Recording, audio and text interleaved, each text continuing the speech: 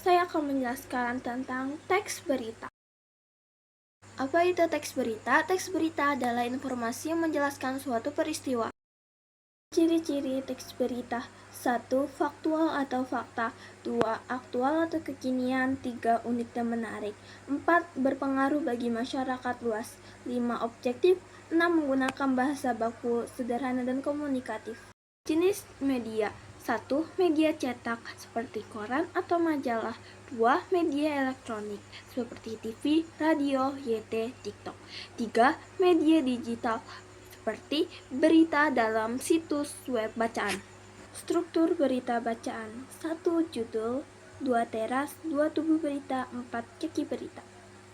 Jenis teks berita ada 6, yaitu 1. Berita langsung, 2. Berita opini, 3. Berita imperatif, 4. Berita mendalam, 5. Berita penjelasan, 6. Berita penyelidik.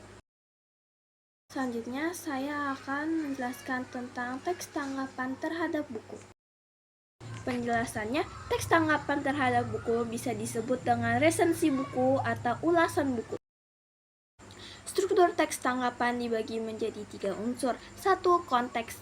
Bagian awal teks tanggapan berisi identitas buku atau diambil dari data halaman hak cipta. 2. Deskripsi.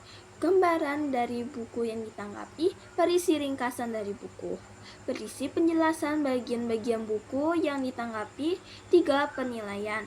Inti dari teks tanggapan berisi persetujuan, penolakan, atau saran, ditulis dengan objektif dan logis, membuat kelebihan dan kelemahan buku.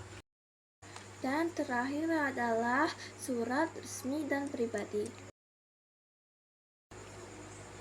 Sampaikan melalui surat.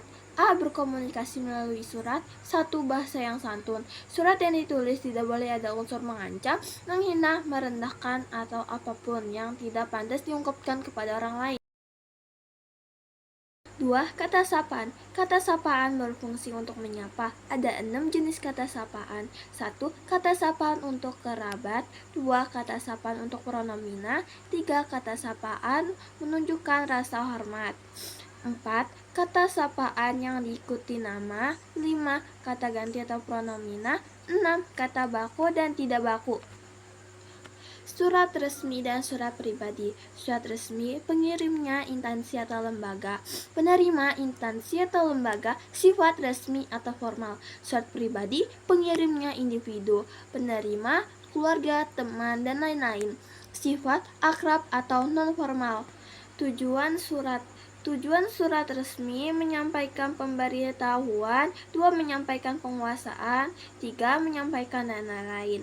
Tujuan surat pribadi: 1. Mengungkapkan perasaan. 2. Menyampaikan ide. 3. Memohon bantuan. 4. Bertukar kabar. 5. Menceritakan pengalaman. 6. Menyampaikan terima kasih.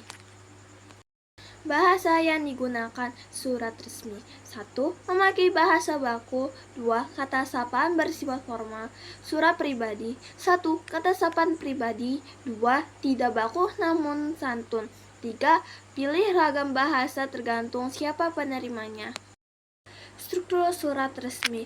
1. Kop surat. 2. Tanggal surat. 3. Nomor surat. 4. Lampiran. 5. Perihal.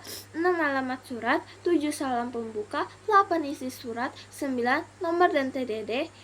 10. Dan lain-lain, disesuaikan dengan aturan instansi pengirim. Struktur surat pribadi: 1. Titik mangsa. 2. Alamat tujuan surat. 3. Salam pembuka. 4. Paragraf pembuka. 5. Paragraf isi. 6. Paragraf penutup. 7. Salam penutup.